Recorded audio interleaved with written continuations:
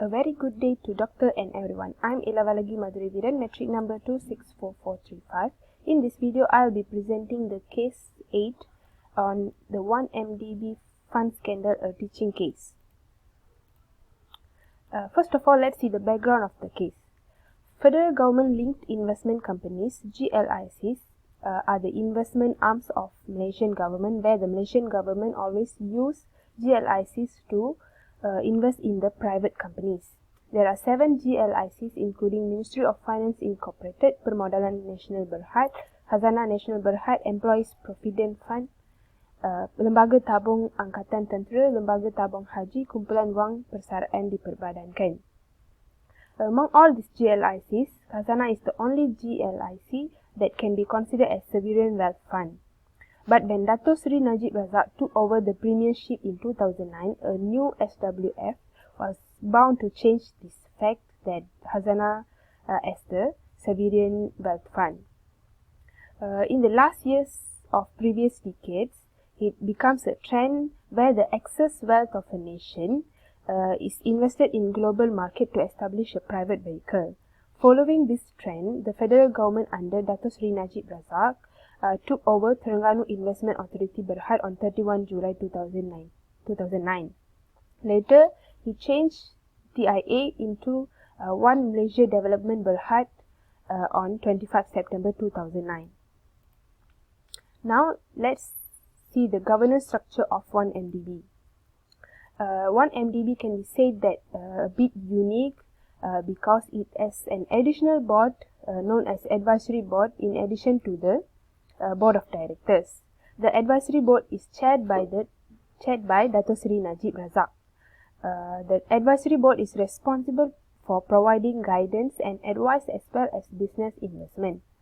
There are some decisions that require a written permission from Prime Minister where outlined, which include the following.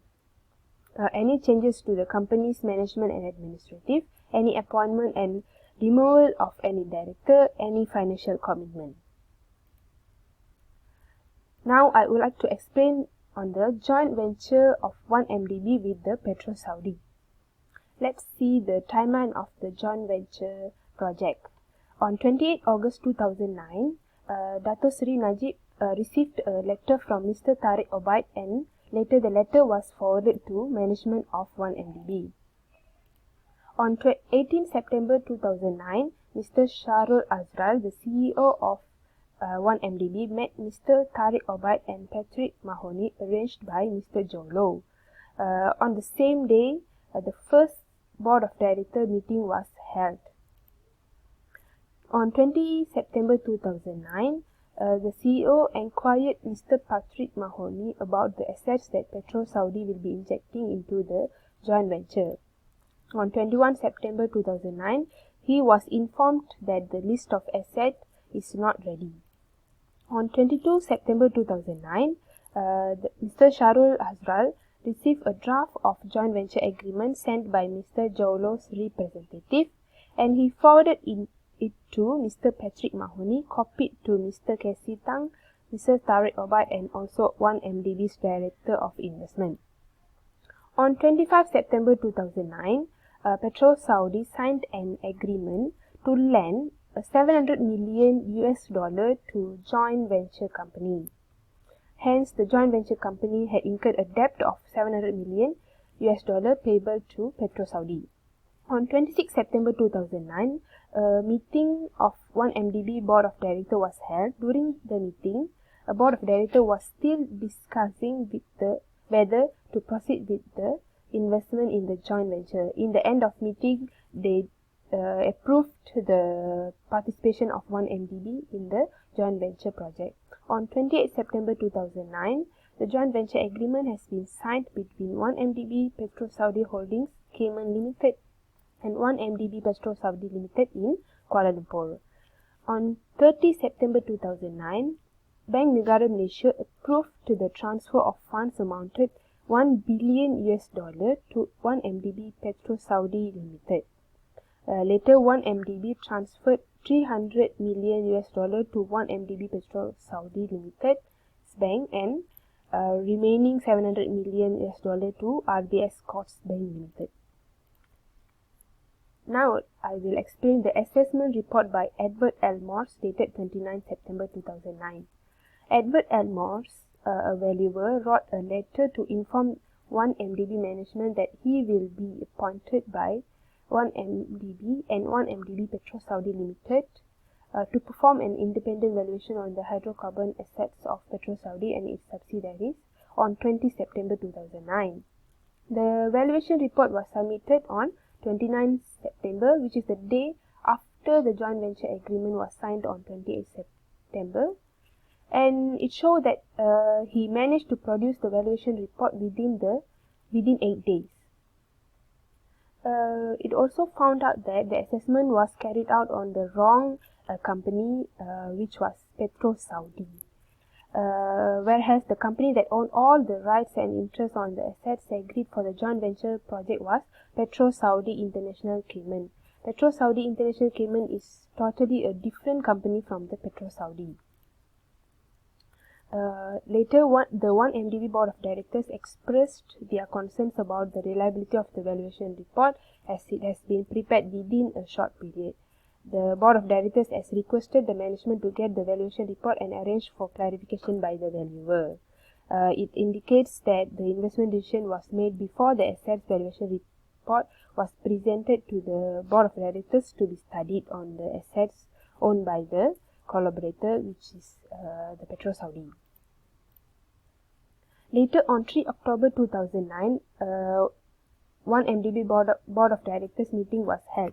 In the meeting, the Board of Directors expressed their disappointment when the orders were ignored and the funds were distributed to other parties without their knowledge. In the end of the meeting, the Board of Directors instructed the management to take some corrective measures.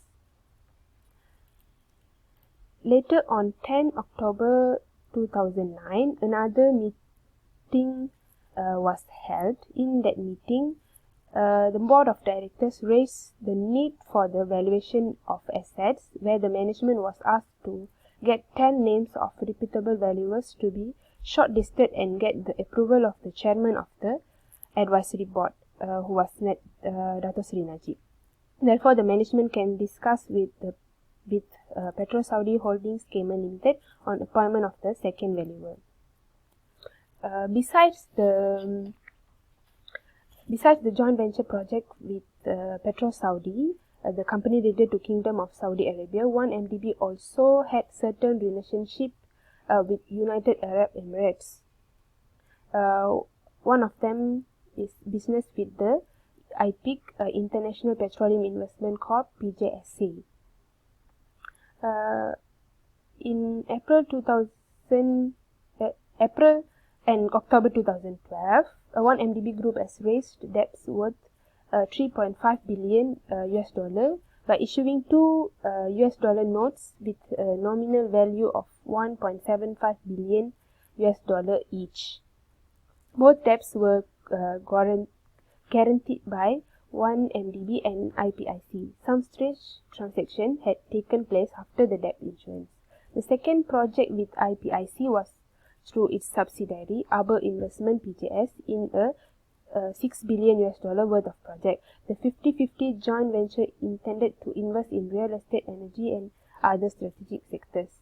In the same year, 1MDB raised $3 billion through two separate issuance of bonds which were underwritten by Goldman Sachs.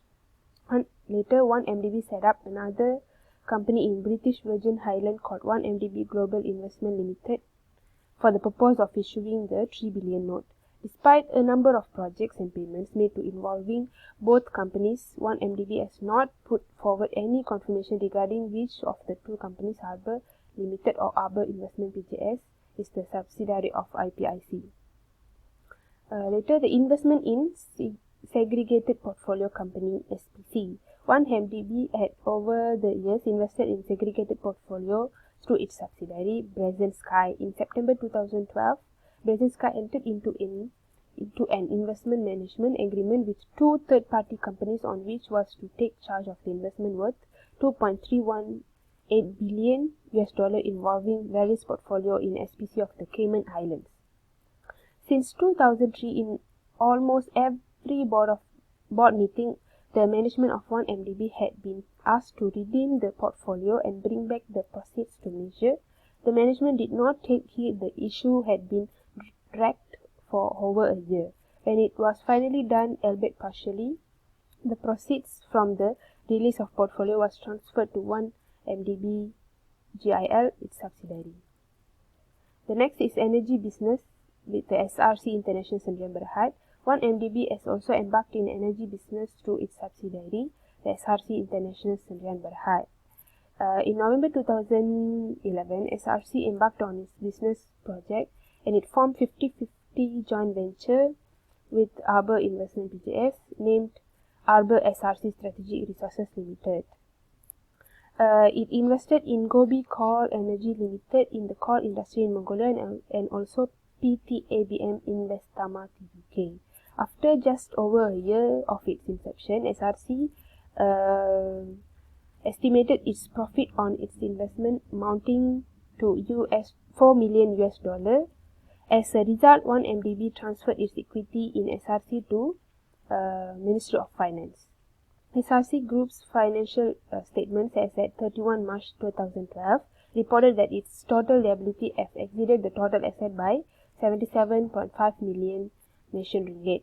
The Wall Street Journal in 2015 reported that 42 million Malaysian ringgit had been transferred to Dato Sri Najib's personal account from SRC in 3 deposits between December 2014 and February 2015. That's all from me. Thank you.